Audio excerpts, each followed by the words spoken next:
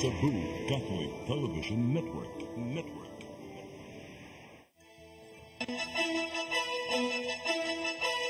Uluhan sa mga balita sa Sayri 47. Mandawi City Mayor Jonas Cortes gisuspinso sa ombudsman ug usa ka tuig. Vice Presidente Sara Duterte mipahibaw pipila ka mga kongresista nagplano sa pagduso og impeachment complaint batok kaniya.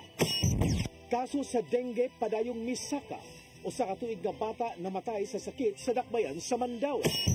Drug den sa Basak San Nicolas ning dakbayan sa Subo gibungka, samtang laing drug personality nga naa sa regional target list na dakpa. Sugbo, Kabisayan ug Mindanao, Pilipinas ug katawhan kutos maabot atong Sibya sa tibuok kalibutan mayong hapon. Live kita karon sa CCTN Channel 47 ug kini ang tulumanon sa nagunang kasayuran nga angay natong masayran. Ako si Dennis Tabar. Tulumanon sa patas ng mga balita ug opinyon. Ako si Danica Cabalias. Kini ang Sayri 47.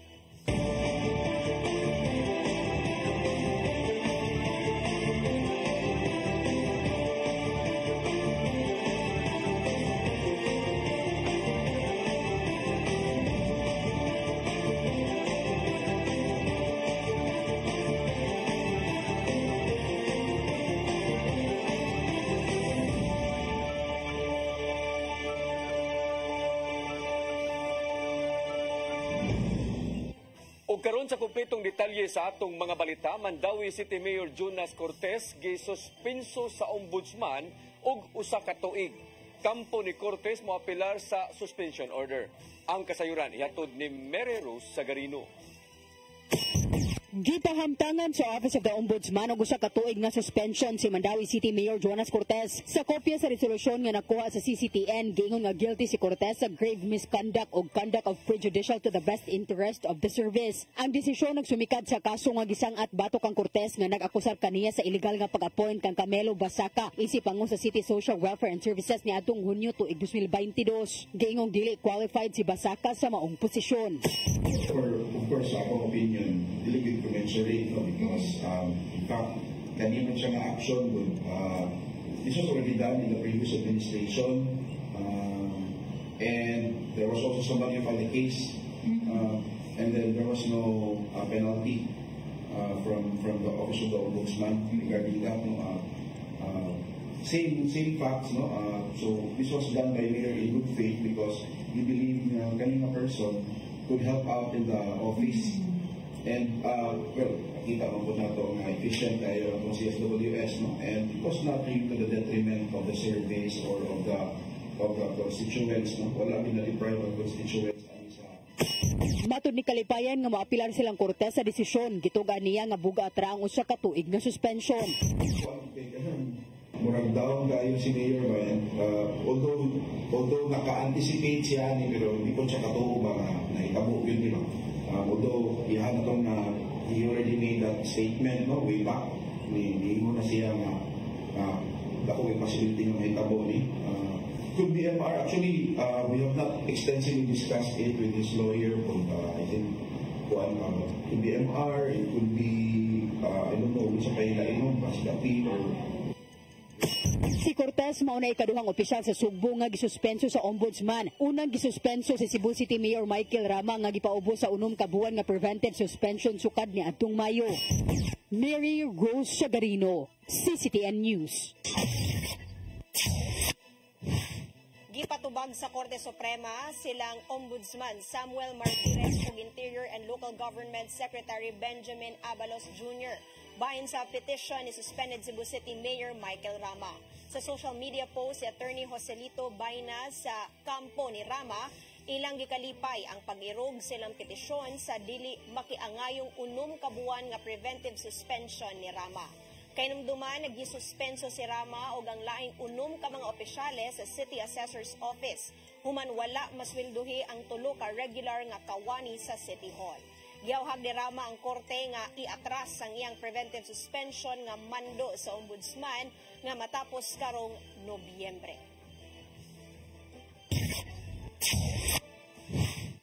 Vice Presidente Sara Duterte may pahibaw nga nagplano ang pipila ka mga kongresista sa pagduso og impeachment complaint bato kaniya.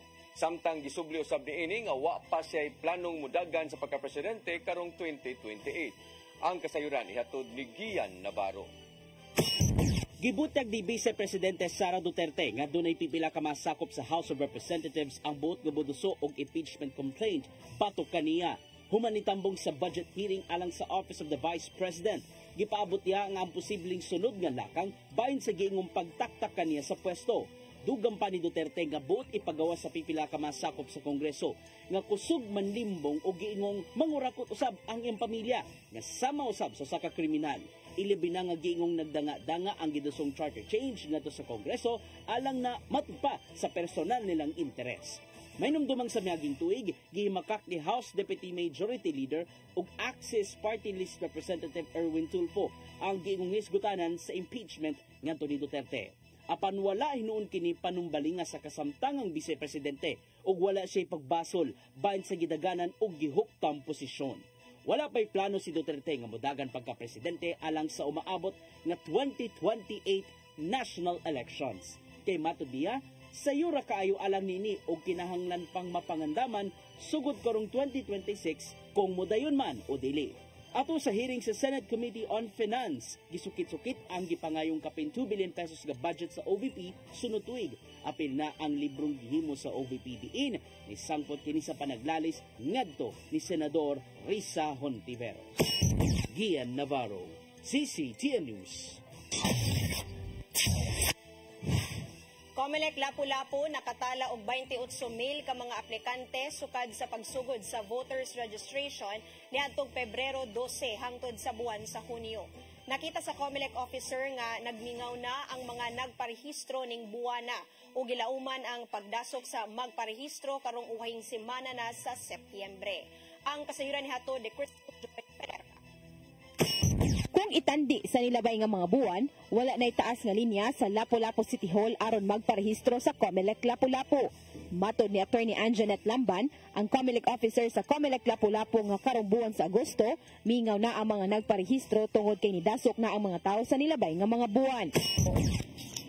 It's not that many as the previous months because we already have that approved registrant, applicants last July, from February to June.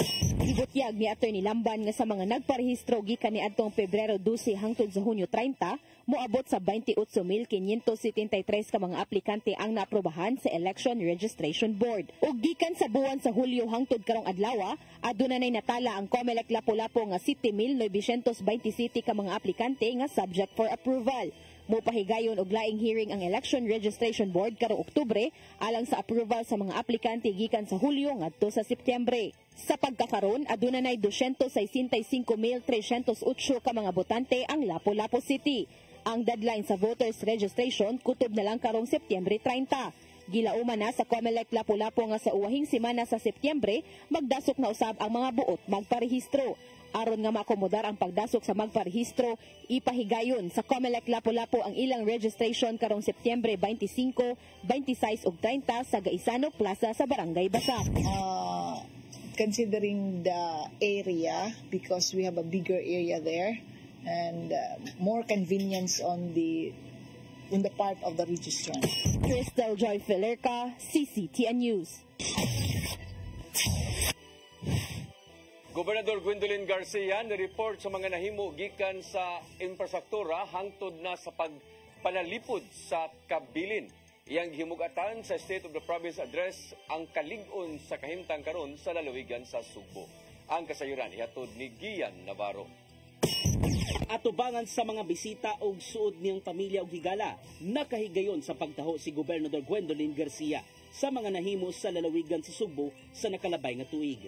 Pinagi kini sa State of the Province Address kagabi nga gipagayon sa Capital Social Hall diin may lanat kini og dul-an usab tunga ka oras. Nag-unagyapon ang lalawigan sa Subo kung isgutan ang kabtangan kung net assets diin ana kini tanan-tanan sa 309 billion pesos natong 2023. Niabot usab og 1.1 billion pesos nga total tax revenue sa lalawigan, dinisaka kini og 6%.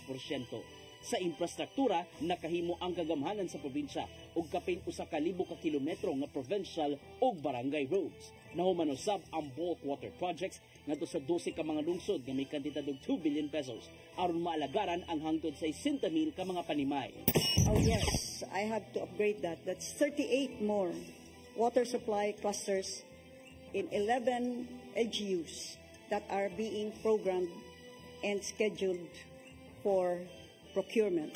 Naggalay ng probinsya sa private sector aron matuman ang pipila nila mga programa ug proyekto sama na lang sa pagbaton og dugang dialysis units sa provincial and district hospitals ingon man pagtukod sa pipila ka mga dagkong infrastructure projects sa lalawigan.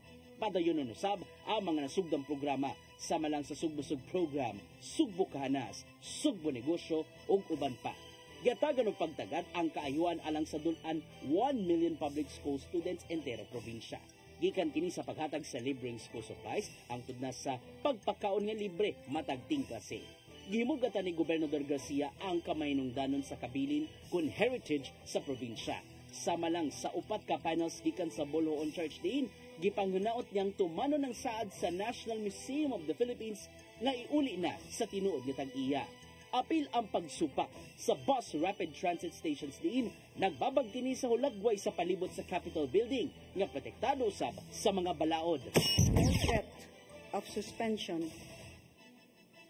of this governor will stop me from demanding what is due the Cebuanos under the law and as our cultural heritage. Ginatigan usab ni Garcia ang partnerships sa lokal ug international partners sama lang sa Sisterhood Agreement sa St. Petersburg, Russia diin isip pugti may bisita dinhi sa Sugbo karong semana alang sa managlahing kalihukan. Isip pagtapos gihimug-atan sa gobernador ang hilabihang kalig-on kon super strong nga kahimtang karon sa lalawigan sa Sugbo ubos sa iyang liderato. For it is my honor and privilege to report that the state of the province is strong. In fact, it is super strong. Baro, CCTN News.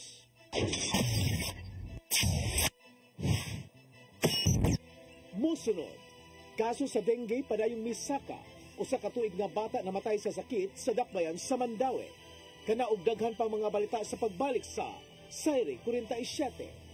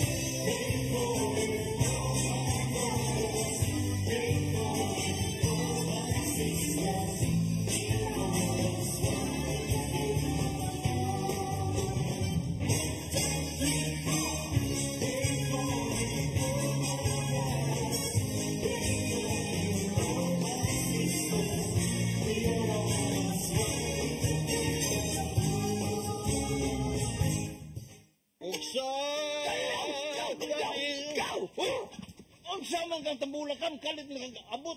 Nalang gani ron. Gitara ko nga gamay, gamay kaayo. Gitara ko nga dako, gamay kaayo. Dailing! Sa mo nang utangan nga naam na si Mungguyo dito. Pamanggoy siya na ikatubang ni mo Dailing kay. Tarong mo? Anong imam kong i-apel ni Dailing ha? Huwag man ko'y labot. Kini pa din nga! Kini!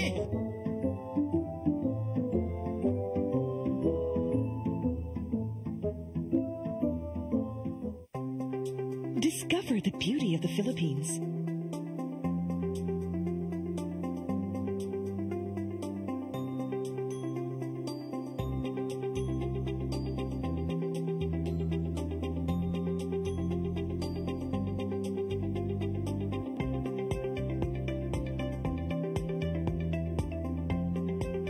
With Philippine Airlines, the country's flag carrier.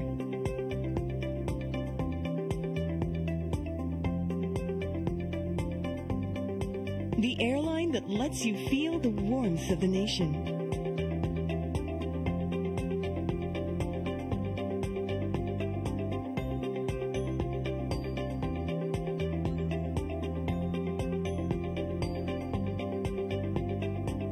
Mabuhay.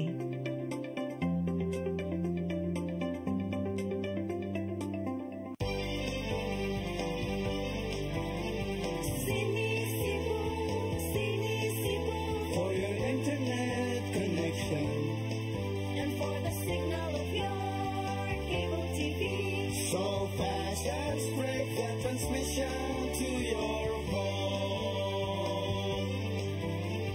Sini offers you to have fiber optics. For your viewing experience, perfect and clear so fast. So great and affordable for you to enjoy. Cine Cebu Television Network Incorporated offers fiber to the home broadband internet bundled with fiber to the home cable TV connection. Cine Cebu Television Network Incorporated with its operation in Metro Cebu and the whole province of Cebu soon. For your internet connection And for the signal of your cable TV. so fast and spread the transmission to your home. Sini offers you to have fiber optics. For your viewing experience, perfect and clear so fast. So great and affordable for you to enjoy. I am the God that healeth thee.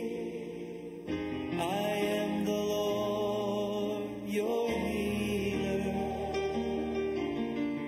I sent my word and healed your disease. I am the Lord, your healer. I am the God that healeth thee. I am the Lord, your healer.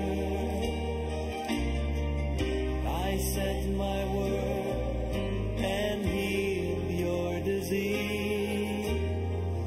I am the Lord, your healer.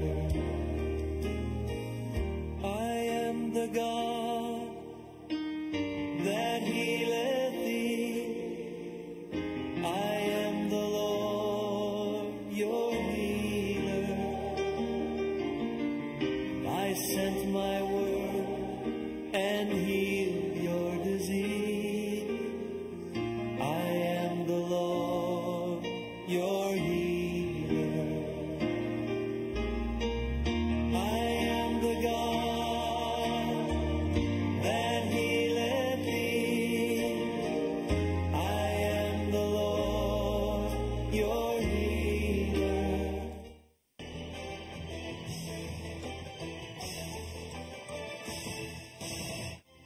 Balik sa ato mga balita, usa ka tuig nga bata namatay sa sakit nga dengue sa dakbayan sa Mandawi. Tungod niini misaka na usab og duha ang namatay og 419 na kakaso sa dengue sa syudad sa Mandawi. Ang kasayuran ihatod ni Mary Rose Sagarino.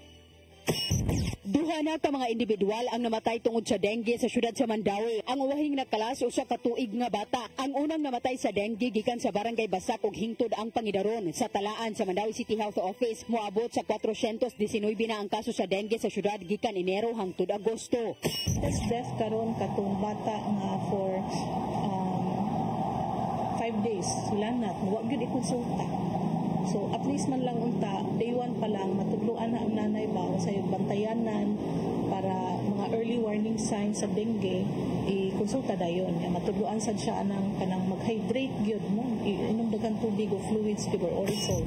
Matud ni katulong nga gihingusgan nila karon ang information education campaign sa mga residente. Nagpatuman usab sila og misting sa posibleng breeding sites aron sa pagpatay sa mga lamok nga nagdaog dengue. Pahimangno ni katulong ang kanunay nga pagpanglimpyo sa palibot aron makalikay sa sakit. Saka na siya ng epidemic threshold for the next 3 weeks daw. Makonsider na siya nga kanang outbreak na gid. Tayanan na gid siya. We're looking at week 3 nga murag pagkanrabas ang kaso rong week 33. Giawhag sa City Health Officer ang mga residente sa pagpa-check up kung makasinati og simptomas sa dengue sama sa hilanat. Ang City Health Office nagpatuman og priority lane alang sa mga individual nga nakasinati og simptomas sa dengue. Mary Rose Sagarino, CCTN News. World Health Organization miklaro nga lahi ang monkeypox ug dili usa ka matang sa COVID-19. Samtang Cebu City Acting Mayor Raymond Alvin Garcia mutukod og task force batok monkeypox ug wala gibaliwala ang posibilidad nga moabot kini sa Sugbo. Ang kasayuran hatod pagbalik ni Mary Rose Sagarino.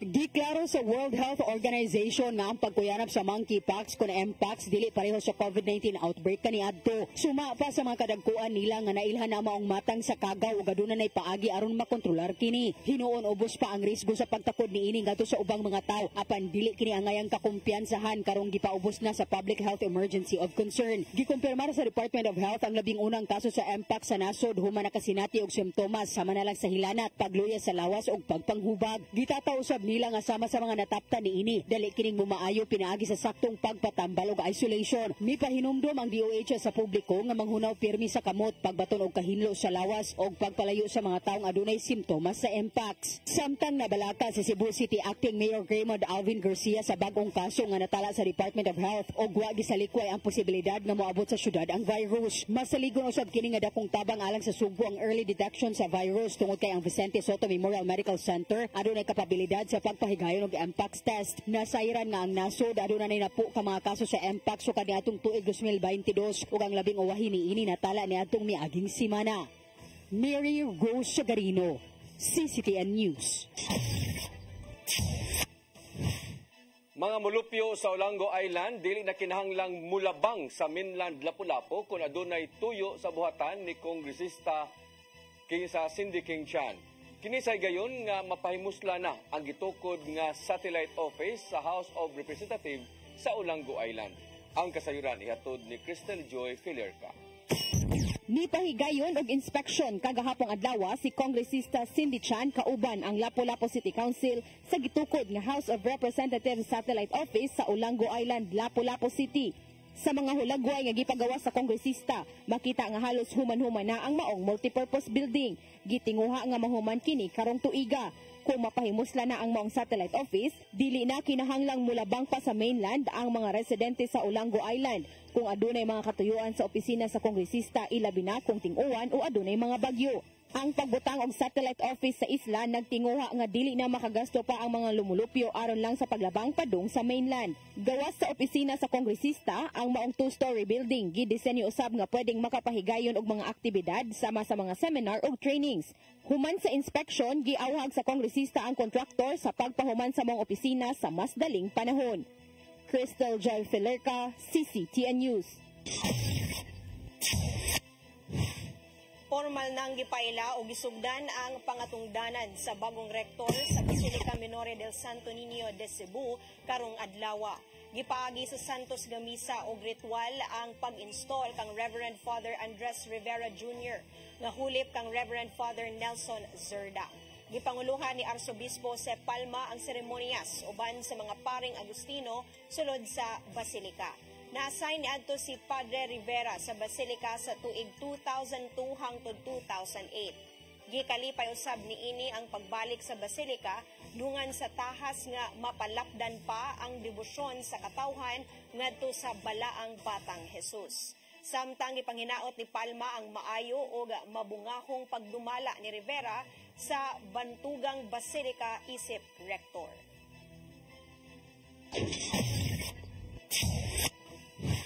Mga produkto gikan sa tanang kalungsuran sa probinsya sa Sugbo nag-abot atol sa One Cebu Expo. Gipasigarbo sa matag lungsod ang ilang export quality products nga mahimong hangpon sa tanan. Ang kasayuran iatod ni Gian Navarro. Mahimo ng hangpon sa publiko ang mga produktong Sugboanon atol sa One Cebu Expo sulod sa SMC side sa Dakbayan sa Sugbo. Mapaymuslan gyud sa mga lokal o mga langyaw nga bisita ang mga export quality products gikan sa tanang LGUs, apil na ang tulo ka mga dagkong syudad. Gibuksan karong adlaw ang One Cebu Expo ug tuyo kining gipaygayon aron mas mapayla sa tanan ang mga local products nga mahimong mapasigarbo gawas sa nasod. Sama na lang sa kape gikan sa tuburan ug hand-woven bags gikan sa Badian nga world class ang ihang kalidad. Dato na sa Sugbo nga pwede di ay nagtuota nga ato ra mabuhay ang kape sa Mindanao ato sa Abra, but ang Cebu di ay pwede ni siyang himuong gihapon nga the coffee capital of the Philippines, no? Palito na siya other suppliers from other countries, mutubo-tubo na yun siya maabot, na ibaon gina mga abot na siya tag 4,000 or 3 to 4,000 yahang price. Samtang ipasundayag sa lungsod sa Cordova ang mga shells nga gihimong fashion accessories ug dried seafoods nga mahimong sumsuman. Gitinguhan ni Mayor Cesar Didoy Suwan nga himong export quality ang inilang bakasi. Gobernador Juan Garcia ang level up kapag paningkamot sa matag lokal nga kagamhanan alang sa ikadalit ngadto sa mga bisita kay pinaagi sa giandam nilang expo lauman nga makatabang usab ang lokal nga ekonomiya sa kalungsuran. I was thinking about whatever has been accomplished, that is for the Cebuanos because you deserve nothing but the best. Available ang mga produkto sa One Cebu Expo hangtod Agosto 27 during mall hours. Gian Navarro, CCTN News.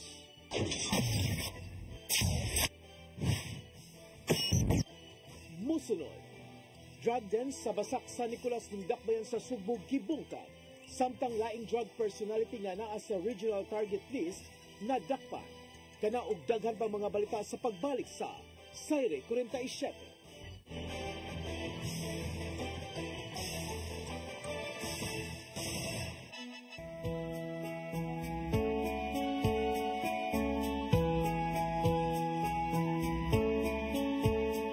You're giving your all in His glory, touching each heart and soul by spreading His words and wonderful deeds that send forth His kingdom. It's love that you feel, that you care for all who have gone astray. You show them the way that leads to His full of light. It's love.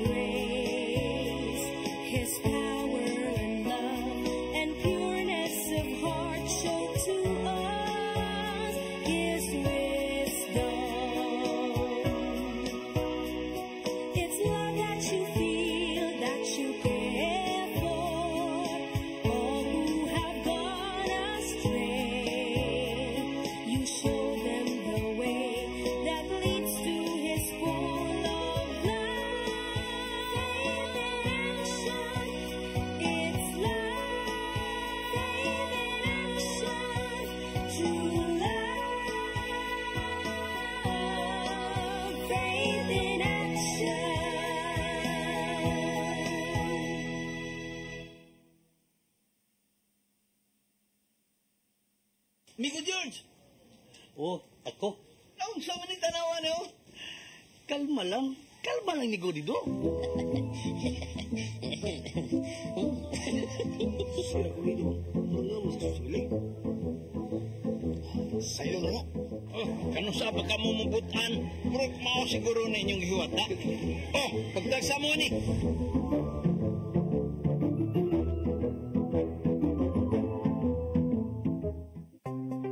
Discover the beauty of the Philippines.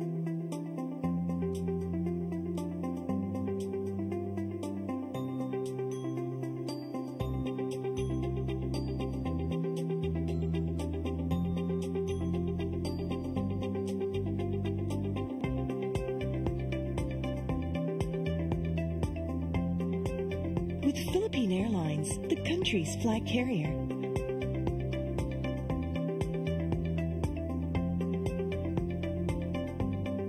The airline that lets you feel the warmth of the nation.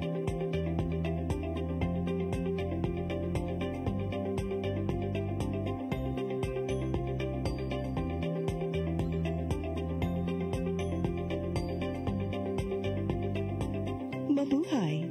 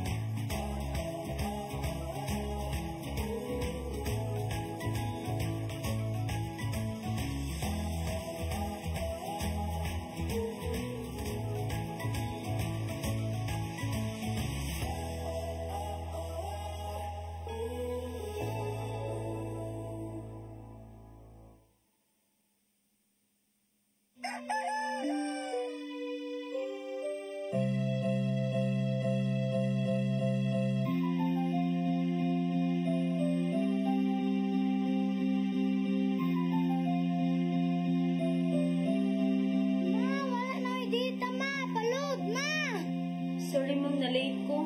Nangita ko nung gusto para internet sa kong anak ma. Ay, wala na yung problema. Sinisibo. Sinisibo, sinisibo. For your internet connection.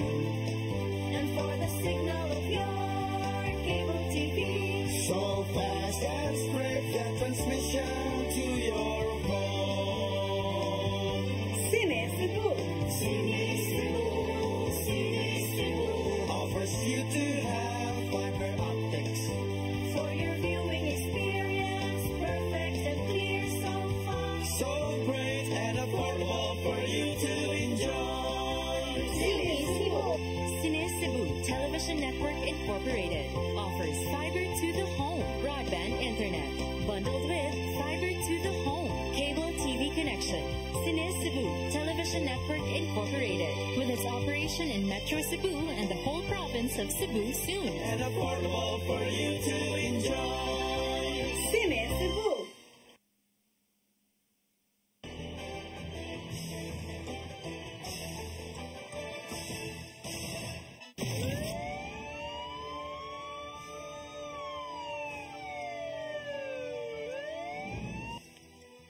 Balik sa ato mga balita, drug din sa Basak sa Nicolas sa dakbayan sa Sugbo gibungkag sa PDEA 7. Laing drug personality nga naa sa regional target list ang nagdakpan sa managlaing anti-illegal drug operation. Ang kasayuran hihatod ni Arnold Bustamante. Duha ka managlahing nga anti-illegal drug operation sa mga sakop sa Philippine Drug Enforcement Agency nga resulta sa pagkasikop sa upat ka mga drug personalities lagip na ang giilang nga regional target listed individual kagahapon sa hapon. Alas 5:45 sa hapon gihimo sa PDEA 7 Regional Special Enforcement Team uban sa Police Regional Office 7 Intelligence Unit ang bypass operation sa sitio Santo Niño, Barangay Quiyot, Dakbayan, Sugbo nga resulta sa pagkasikop silang target nga si Christopher Cansoncio alias Okoy, 40 anyos kanabutang sa regional target list. Nakuha atol sa mga operasyon ang duha ka pakete sa gituang Cebu nga motimbang sa 10 gramos nga doon na estimated average market value nga 68,000 pesos ug ang baybas mari.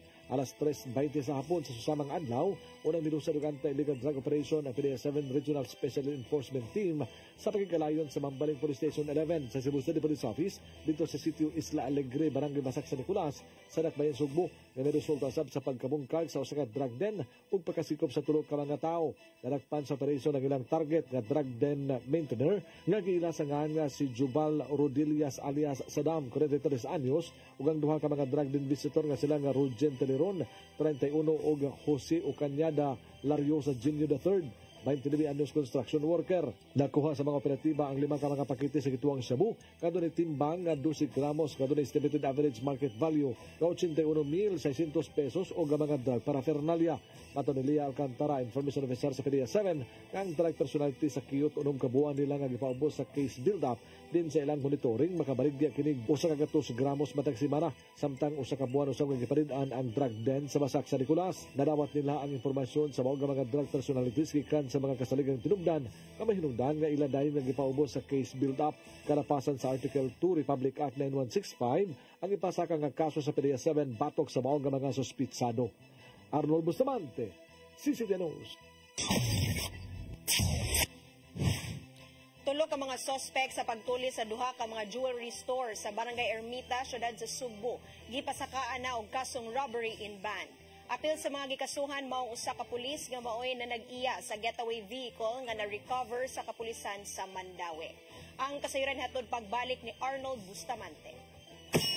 Gipasakaan ang kasong robbery in van sa Special Investigation Task Group sa Cebu City Police Office sa Piskalya ang tulo sa manok ka mga suspitsado sa pagtuli sa duha ka mga jewelry store nga nimutang sa Dalang Calderon, Barangay Ermita sa syudad sa Sugbo nitong Agosto 8, 2024. Ang tulo nga gikiha mao sila nga Marcial Pacol Ponesto alias Jagger, 31 anyos, residente sa Sector 6, Barangay Pagsabungan sa syudad sa Mandaue, alias Gab, taga Barangay Poblasyon sa Dakbayan sa Lapu-Lapu, o ang usa ka Police Stand Commission Officer nga destino sa Luzon apan kasamtangan nga nagabang og balay sa Procuro Sitio Kalit, Barangay San Antonio Humay, lungsod sa Liloan, probinsya Sugbo, apan lumagkat taga Metro Manila.